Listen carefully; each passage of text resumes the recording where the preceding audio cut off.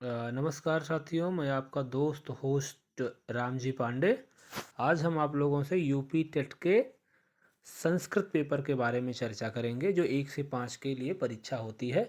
उसमें जो second language है संस्कृत, उसके बारे में हम बात करेंगे। तो परीक्षा में बहुत ही कम दिन बचे हुए हैं, गिने चुने 20 दिन बचे हुए हैं, 15-20 दिन बचे हुए हैं। इसमें हमें अपनी तैयारी को और तेज करना होगा। तो भाई एक बार से एक सरसरी नज़र से पेपरों के संस्कृति को देखते हैं, उसके कल्चर को देखते हैं, कैसे कैसे प्रश्न आते हैं और हमें प्रश्न को किस तरीके से रिप्लाई करना है, कैसे उत्तर देना है। तो देखिए, इसमें जो सबसे पहला प्रश्न है 61 नंबर पे, नवचत्वारिंशत् संस्कृत की संख्या को कहते हैं। पहला क्वेश्चन आपका संख्या से है। तो नवचत्वारिंशत् का हिंदी पूछ रहा है, मतलब नवचत्वारिंशत् को संस्कृत की संख्या को कहते हैं, हिंदी में पूछ रहे हैं। तो पहला है 29, दूसरा है 39, तीसरा है 49 और चौथा जो डी है 59। तो देखिए नवचत्वारिंशत्, तो चौथा जो चत्वारिंशत् है, 40 के बाद एक जोड़ेंगे, एक चत्वारिंशत्, द्विचत्वारिंशत्, त्रिचत्वारिंशत्, चतुर्चत्वारिंशत्, पर इसे नवचत्वारिंशत्, तो मतलब 40 और 9 49। तो इसमें जो क्वेश्चन संख्या सी है, वह जो विकल्प सी है वह सही है। आइए 62 को देखते हैं। अभिज्ञान शाकुंतलम के रचयिता हैं। तो अभिज्ञान शाकुंतलम नाटक है, हम सभी लोग जानते हैं। और अभिज्ञान शाकुंतलम के जो लेखक हैं वह महाकवि कालिदास हैं। ठीक है, महाकवि कालिदास अभिज्ञान शाकुंतलम के लेखक हैं। तो जो ऑप्शन संख्या है सी वह सही है। ठीक है, आइए देखते हैं 63 में क्या है। भानुना में विभक्ति है, तो भानुना में विभक्ति है तृतीया विभक्ति। ठीक है, 64 में देखिए, गुढ़ाढ्य की प्रसिद्ध रचना है। गुढ़ाढ्य की प्रसिद्ध रचना है, इसमें ऑप्शन है ए हितोपदेश, दूसरा है पंचतंत्रम, तीसरा है बृहत कथा और चौथा है हर्षचरितम। तो जो गुढ़ाढ्य है, गुढ़ाढ्य की जो सबसे प्रसिद्ध रचना है उसका नाम है बृहत कथा। तो ऑप्शन जो सी है वह सही है। अब देखिए, आपका एक संस्कृत शिक्षण से प्रश्न बना हुआ है जो 65 नंबर का प्रश्न है। हितोपदेश का संबंध किस विधा से है? यह संस्कृत शिक्षण का प्रश्न है। इसमें जो पहला है सूत्र विधि, कथा कथन विधि, भाषण विधि और चौथा जो है व्याख्या विधि। तो आपका ये जो डी है व्याख्या विधि, यह करेक्ट आंसर है। आइए 66 में देखते हैं। तस्मय में विभक्ति है। ठीक है, तस्मय में विभक्ति है। तो प्रथमा, द्वितीया, तृतीया और चतुर्थी। तो सामान्य तरीके से हम समझ सकते हैं कि जो तस्मय शब्द है तो वह जो है डी सही होगा, चतुर्थी विभक्ति के अंतर्गत आता है। ठीक है, तस्मै श्री गुरुवे नमः, चतुर्थी विभक्ति है। आइए, इसका जो डी होगा वह सही होगा। अब अज्ञ का विलोम पूछ रहा है। ठीक है, अज्ञ माने जो नहीं जानता है, न अज्ञ इति अज्ञ। तो अज्ञ का विलोम क्या होगा, उल्टा क्या होगा? तो इसका अज्ञ होगा, अज्ञ का जो विलोम है वह होगा विज्ञ। तो ये सी ऑप्शन सही है। अब आइए 68 में बोलते हैं पंचवटी में समास है। तो पंचवटी में समास है। विकल्प आपका है द्वंद्व, द्विगु, अव्ययी भाव और कर्मधारय। तो इसमें जो आपका बी ऑप्शन है द्विगु, संख्यावाची द्विगु, तो ये सही है। संख्यावाची द्विगु आपका सही है। ठीक है, आइए अब हम देखते हैं। इसमें थोड़ा इसको जूम कर लेते हैं जिससे आसानी से आपको दिखाई पड़े और हम अपनी बात आपको कह सकें जो कहना चाहते हैं। ठीक है, आइए इसमें थोड़ा देखते हैं क्या सहयोग हो सकता है। माफ़ करिएगा, देखिए थोड़ा अनुभव की कमी होने के नाते अभी कुछ चीज़ें थोड़ी इधर उधर हो रही है। प्रयास करेंगे कि जल्दी से सही हो जाए और आप लोगों के बीच में कुछ हम बेहतर ला सकें, बेहतर कर सकें। अब देखिए, इसमें प्रश्न बना है कि लता शब्द का चतुर्थी एक वचन है। क्या है?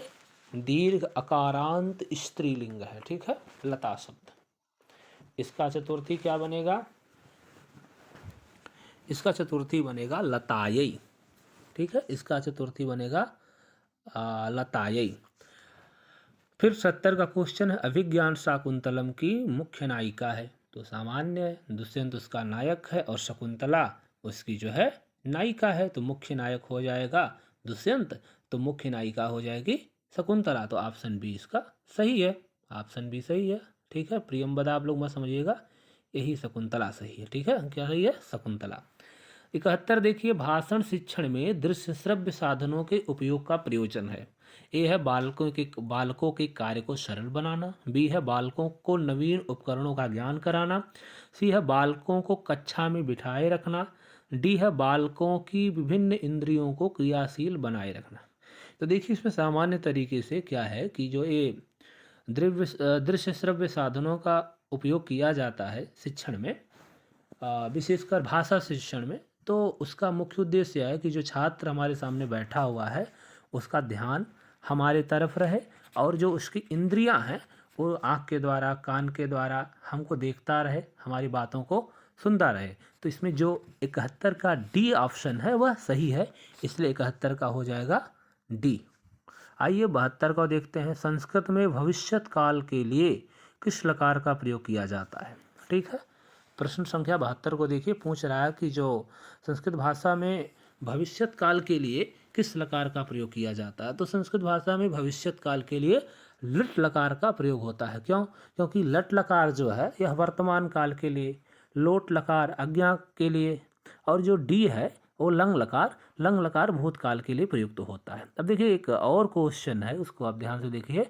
कालिदास किस अलंकार के लिए प्रसिद्ध हैं?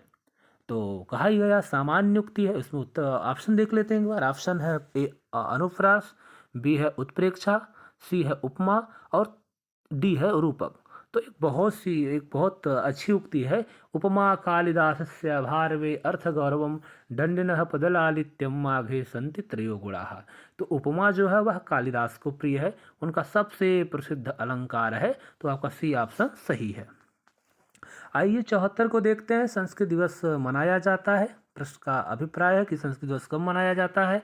ऑप्शन आपका ए है कार्तिक पूर्णिमा, बी है श्रावणी पूर्णिमा, सी है शरद पूर्णिमा और डी है माघी पूर्णिमा। तो इसमें जो ऑप्शन है माफ करिएगा, इसमें जो ऑप्शन है बी जो है बी अर्थात श्रावणी पूर्णिमा को हम लोग संस्कृत दिवस मनाते हैं। उसी दिन रक्षाबंधन का भी पर्व मनाया जाता है। ठीक है, आगे चलते हैं। फिर 75 पूछते हैं कि पुराणों की संख्या कितनी सामान्य है। 4 वेद, 6 शास्त्र, 18 पुराण। तो इसमें लिखा हुआ है, पहला ऑप्शन है 4, दूसरा है बी, 75 का है सी और जो डी है वह 17 है। तो हमें क्या करना है, पुराणों की संख्या है 18, एकदम क्लियर है, पक्का है, सब व्यक्ति को याद है। और देखिए आपको 76 पूछ रहा है, हल संधि कहते हैं किसको? स्वर संधि को कहते हैं, व्यंजन को कहते हैं, विसर्ग को कहते हैं, या डी बोला मुख संधि को कहते हैं। तो भाई मुख कोई संधि ही नहीं है। अच को स्वर कहते हैं, विसर्ग है नहीं, तो बी वाला जो ऑप्शन है बी है व्यंजन संधि। हल संधि को व्यंजन संधि कहा जाता है। देखिए एक प्रश्न नया 77 देखते हैं कि अष्टाध्यायी के रचनाकार हैं। अष्टाध्यायी संस्कृत व्याकरण का मूल ग्रंथ। तो ऑप्शन है आपका भट्टोजी दीक्षित, कात्यायन, तीसरा सी है पाणिनि, डी है वरदराजाचार्य। तो आचार्य पाणिनि जो है अष्टाध्यायी के रचनाकार हैं। फिर संस्कृत में लकारों की संख्या कितना है? ऑप्शन है ए 5, बी है 10, सी है 20 और डी है 40। तो 10 लकार होते हैं। लट लिट लुट लिट लेट लोट लंग लिंग लुंग रिंग एसु पंचमो लकार छंदो माता गोचर, ऐसे करके 10 लकार होते हैं। तो इसमें जो 5वां लकार है वह वेद में प्रतीत होता है और हम लोग सामान्य 9 लकारों का प्रयोग अपने व्यवहारिक संस्कृत में करते हैं। ठीक है, आगे चलते हैं, इसको काट देते हैं। एको रसः करुण एव निमित्त भेदात, इस उक्ति से संबद्ध ग्रंथ है। बोल रहा है कि ये जो उक्ति है एको रसः करुण एव निमित्त भेदात, इस उक्ति से संबद्ध ग्रंथ है। तो करुण के जो कवि हैं वो हैं आपके भवभूति, और भवभूति की जो ग्रंथ है, भवभूति का जो ग्रंथ है वह उत्तर रामचरितम। तो आपका ए ऑप्शन गलत हो जाएगा, बी भी गलत है, डी भी गलत है। तो जो सी है वह आपका सबसे उपयुक्त ऑप्शन है, सबसे उपयुक्त ऑप्शन है और वही सही होगा। ठीक है, तो इसमें जो है सी उत्तर रामचरितम उक्त जो ऊपर उक्ति हुई है उससे संबंधित है। आइए आगे देखते हैं कि संस्कृत में धातु को कहते हैं। संस्कृत में धातु किसको कहते हैं? तो क्रियापद को संस्कृत में धातु को कहते हैं। क्रियापद आपका बी ऑप्शन सही होगा। अनुनासिक वर्णों की संख्या है? तो 3, बी है 4, सी है 5, सातवां है डी है 7। तो देखिए यम गणना नाम नासिका च, ठीक है, तो अनुनासिक संख्या है 5। आइए आगे चलते हैं। देखिए दूसरा एक आया शब्द विलोम का। पहले एक अज्ञ का विलोम पूछा था, अब आपको उन्नति का। तो सामान्य है, ए है पहला है कि उन्नति का विलोम शब्द होता है, ए है अपमान, दूसरा है अज्ञान, सी का है अवन्नति और डी का है अलवायु। तो एक बार देख लेते हैं। अपमान का हो जाएगा मान सम्मान, सम्मान हो जाएगा, सम्मान का विलोम अपमान हो जाएगा, ज्ञान का ज्ञान हो गया और दीर्घायु का अल्पायु। तो ये अवन्नति, तो उन्नति का जो विलोम होगा वह अवन्नति होगा। ठीक है बच्चों, अवन्नति का हो जाएगा, उन्नति का हो जाएगा अवन्नति, सी सही है। फिर आगे देखते हैं एक गीता का, श्रीमद् भगवत गीता का श्लोक है, नयनम छिन्दन्ति शस्त्राणि नयनम दहति पावकः। तो नयनम छिन्दन्ति शस्त्राणि नयनम दहति पावकः, इस अंश का वर्णन है, अर्थात इस अंश का वर्णन किसके संदर्भ में प्राप्त होता है?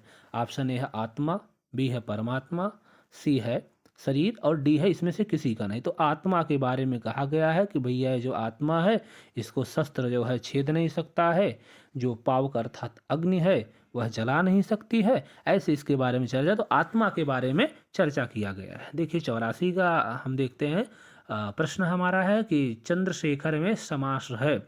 तो ए है आपका कर्मधारय, बी है तत्पुरुष, सी है द्वंद्व और डी है बहुव्रीहि। तो सामान्य तरीके से चंद्रशेखर सामान्य है, तो हम समझ सकते हैं चंद्रशेखर में क्या है, बहुव्रीहि समास है।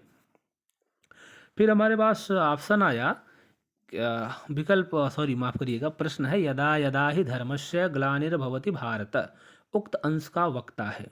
तो भगवान श्री कृष्ण कहते हैं भैया जब जब धर्म की हानि होगी तब तब हम आ जाते हैं, जन्म ले लेते हैं। ठीक है, उनको लगा होगा कि अब धर्म की हानि हो रही है, चलना है, महाभारत का युद्ध कराना है और धर्म की स्थापना करनी है। ठीक है, आगे चलते हैं। तो इस जो पंक्ति है श्रीमद् भगवत गीता से है और इसके जो वक्ता हैं वह हैं श्री कृष्ण जी। अब हमारे सामने जो प्रश्न है, प्रश्न है 86 प्रश्न है, 86 प्रश्न संख्या है और इसका जो प्रश्न है वह पूछ रहा है कि भैया अस्मत् शब्द का सप्तमी एक वचन में क्या बनेगा? ठीक है, मम बनेगा कि मई बनेगा, या सी का मया, डी मत। तो इसमें मई बनेगा। ठीक है, मई अवयो अस्मासु। ठीक है, पितृ शब्द का सप्तमी एक वचन क्या बनेगा? तो इसमें सी होगा, पितरी। यशोदा, हरिओम हरिओम हरिओम हरिओम।